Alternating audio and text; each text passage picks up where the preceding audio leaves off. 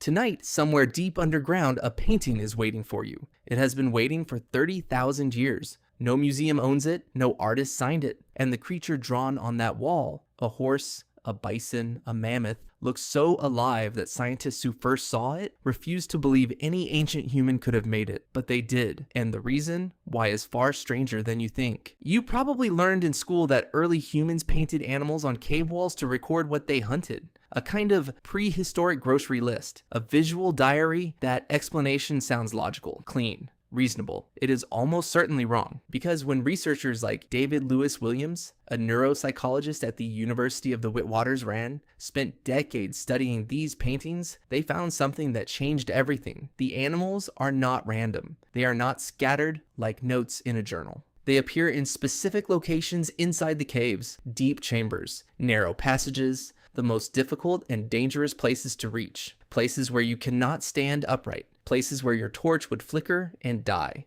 places where a person alone in total silence and total darkness would feel like they had left the world entirely. That was the point. Your ancestor did not crawl into the deepest part of a cave to take notes. They went in to cross a border between the world of the living and something else. And the animal they painted on the wall was not a record of the past, it was a door. Think about your own brain for a moment. When you are in complete darkness and complete silence long enough, something happens. Your brain does not simply go quiet, it starts generating its own input. Geometric shapes, spirals, grids, flickers of light. Scientists call these phosphenes visual hallucinations produced entirely by your own nervous system, without any external cause. This is not a disorder. This is not a sign that something has gone wrong. This is what your brain does when it has nothing outside to process. It turns inward and starts broadcasting. Now, imagine you are not inside a quiet bedroom. Imagine you are inside a cave that has never seen daylight. The air is cold and smells of wet stone and old ash. Your only light is a piece of animal fat burning on a flat rock, and the flame is barely the size of your thumb. You have walked for an hour through passages so narrow your shoulders scraped both walls. You have climbed down through gaps in the rock, using only your fingers and the feel of your feet on stone you cannot see. And now you crouch in a chamber so deep underground that the silence is physical, a weight on your ears, a pressure behind your eyes. Your brain would do exactly what any human brain does in those conditions. It would start to see things. And what your ancestors saw, those spirals, those geometric patterns, those flickering shapes moving across the uneven rock surface in the dim orange light, they did not interpret as a malfunction. They did not think something is wrong with me. They thought something is coming through. The animals they painted were not memories of hunts they had survived. They were the animals breaking through from the other side of the rock. The wall was not a canvas. It was a membrane, a skin between two worlds. David Lewis Williams called this the entoptic theory of rock art. Entoptic, meaning visual experiences that originate inside the eye and the brain itself, not from the world outside. And once you understand it, everything about these paintings shifts. The way horses seem to gallop out of cracks in the rock. The way mammoths emerge from natural bulges in the cave ceiling. The animals are not painted onto the wall. They are painted out of it, as if the ancient artist was not creating an image but uncovering one,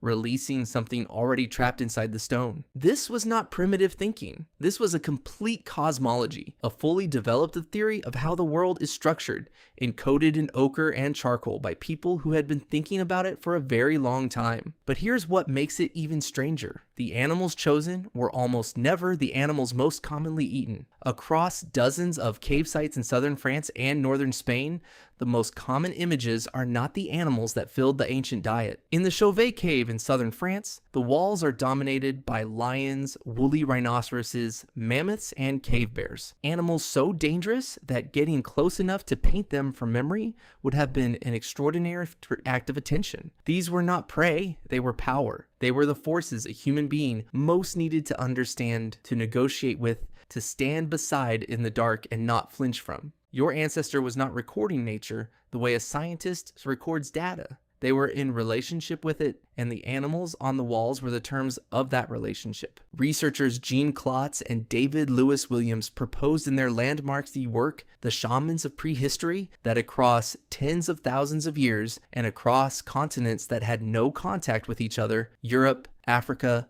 North America, Australia, humans in altered states of consciousness produced eerily similar imagery, similar animals drawn in similar ways, similar geometric spirals and grids, similar placement deep inside the earth, far from the cave entrance, far from ordinary life, without any shared language, without any trade routes connecting them, without any way to have copied each other across 30,000 miles and 30,000 years. The conclusion is difficult to avoid.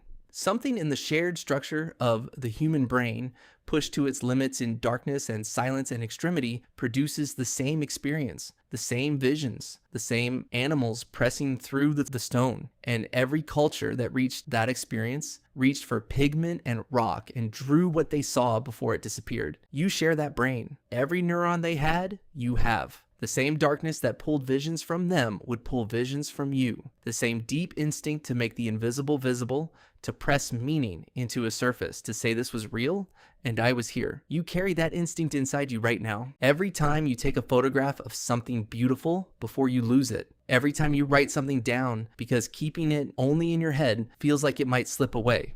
Every time you describe a dream out loud because letting it dissolve into the morning feels like a small death.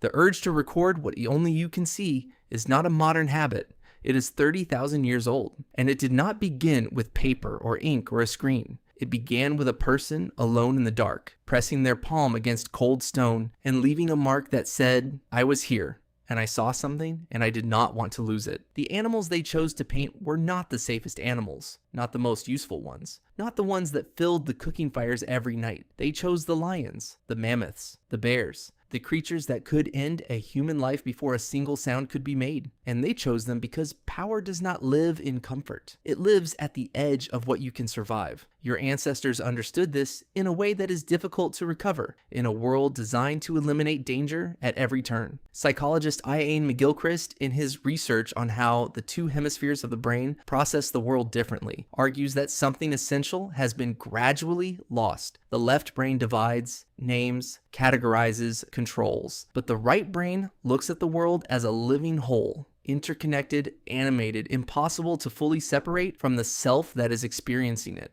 It does not ask what something is useful for. It asks what something means. And 30,000 years ago, in those painted caves, the right brain was in charge. The entire project of those paintings was meaning, not function. That is why they survived. That is why, when modern humans first entered the Chauvet Cave in 1994 and swept their torches across those walls and saw those lions running, those bears turning, those horses staring back across 30,000 years, they wept. Scientists, archaeologists, people trained to be objective, they wept because something in the right brain recognized what it was seeing. Not art, not history, a mirror. The paintings are still in there.